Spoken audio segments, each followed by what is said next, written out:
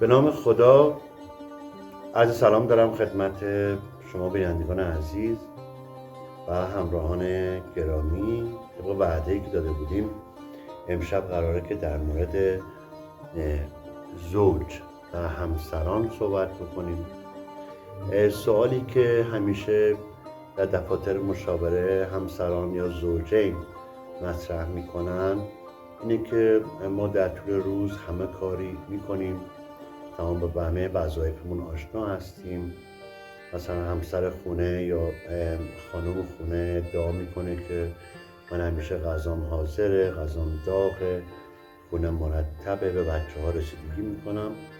اما میبینم که اونطور که باید و شاید همسرم از من راضی نیست و اینو احساس میکنم که همسرم رضایت کامل رو از من نداره. و یا آقایون که خب در طول روز سر کار میرن، کسب درآمد میکنن و هزینه‌های زندگی رو ارزم حضور شما که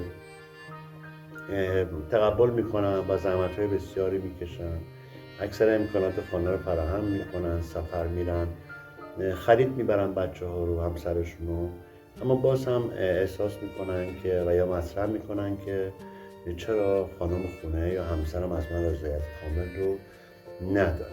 بحث امروز ما بیشتر در مورد همین قضیه است که چرا بعضی از همسران با اینکه تمام وظایف خودشون رو از نظر خودشون آگاه هستند و آشنا هستند و انجام میدن، چرا بعضا باز احساس نارضایتی رو از زوج خود دریافت میکنن و همسرانشون اونچه که باید و شاید از اونها رضایت کامل رو نداره.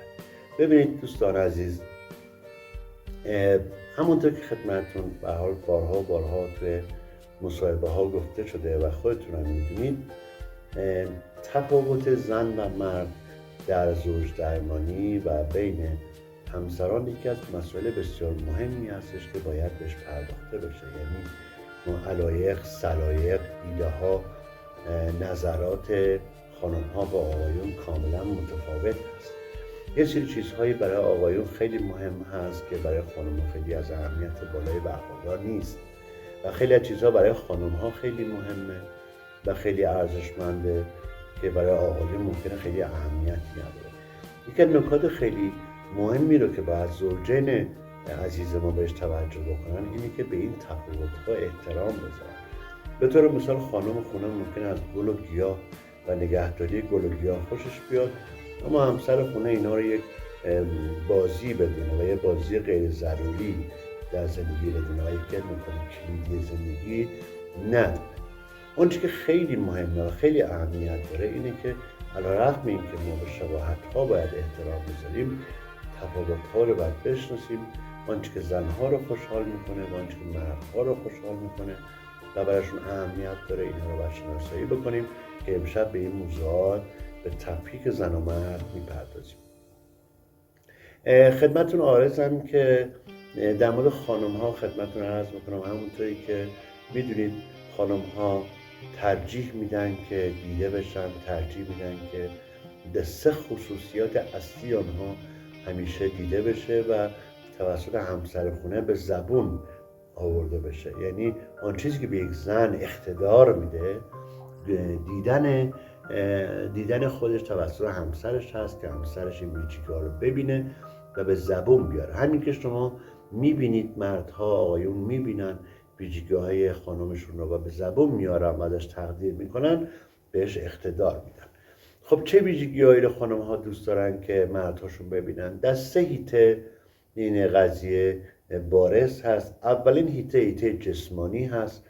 همسر یا زن خونه وقتی که منتظر میمونه تا همسرشون، تا مردشون، شوهرشون به خونه بازگردن، وقتی خونه رو مرتب میکنه، وقتی غذای خوب درست میکنه، اولین چیزیه که مرد وقتی وارد خونه میشه باید این قضیه رو ببینه. از تمیزی خونه و از نظافت خونه، از آشپزی خوب همسرشون باید به زبون بیارن و تقدیر بکنن. موضوع بعدی بحث ظاهر زن هست.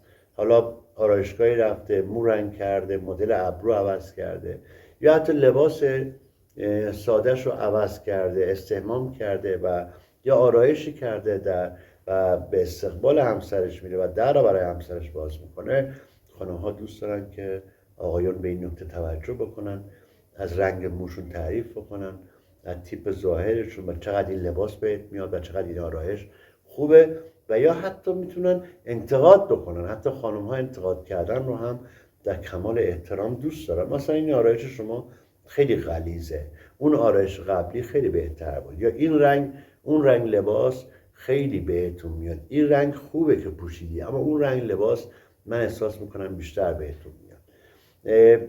اول موضوع از موضوع جسمانی هست.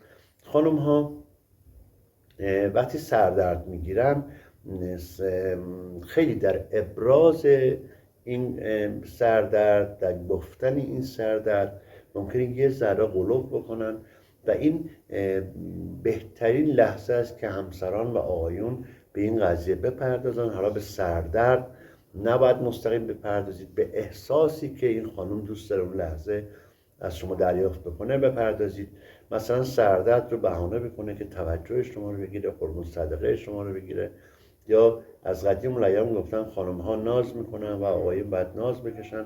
وقتی سردردی رو یا درد گوارش یا درد معده یا درد کمر رو مطرح میکنه، به جای اینکه براش نسخه بپیچید و بگید استامینوفن بخور یا نوافن بخور یا قرص سلکسیو بخور برای کمر درد پادرد، اصلا به این نکته اشاره نکنید. به اینکه خودشون بهتر از شما میدونن که استامینوفن سر رو خوب میکنه، خودشون میدونن که برای کمر درد چه قرصی مناسبه. بهترین چیزی که اینجا باید بهش اشاره بکنین اینه که بهش بگید که من کنارتم، باش همدلی بکنید، باش همدردی بکنید، یک دم مثلا ازش بپرسید، احوالش رو جویا بشید، براش آب بیارید و سعی بکنید که در این زمینه به احساس اون رابطه‌ای که دوست دارن بهش بپردازن توجه بکنید. عرض بزرگ شما که موضوع بعدی علاوه بر مسائل جسمانی مسائل شناختی است. یعنی در حیطه شناختی هم باید آقایون در این زمینه توجه بکنن، از هوش و ذکاوت همسرشون تعریف بکنن. در جایی که حالا تغییر دکوراسیونی انجام دادن، طرح برنامه ریختن یا تغییر دکوراسیونی دادن، یا اگر در یک موضوع حل مسئله کردن، شما باید به این نکته اشاره بکنید و گوشزد بکنید و حل مسئله رو بهشون گوشزد بکنید. این در حیطه شناختی هست.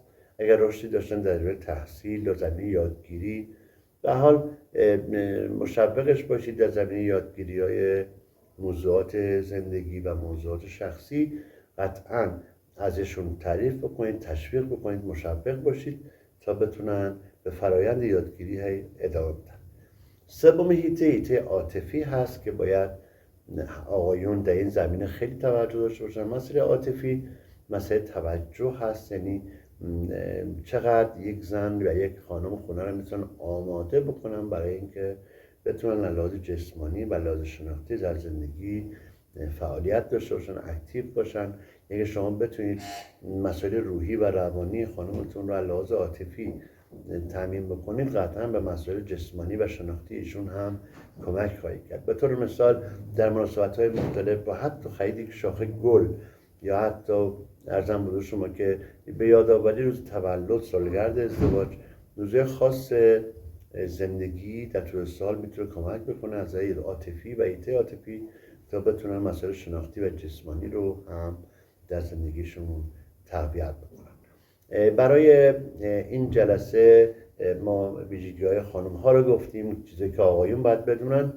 انشالله در ویدیوهای بعدی چیزایی که آقایون باید بدونن، خانم‌ها باید بدونن در قبال خانم‌ها. عذر میخوام، نکاتی رو که خانم‌ها باید در مقابل آقایون بدونن رو حتما در ویدیوهای بعدی با شما به اشتراک خواهیم گذاشت. خیلی سپاسگزارم که به حرف بنده گوش کردید. از همه شما خداحافظی میکنم.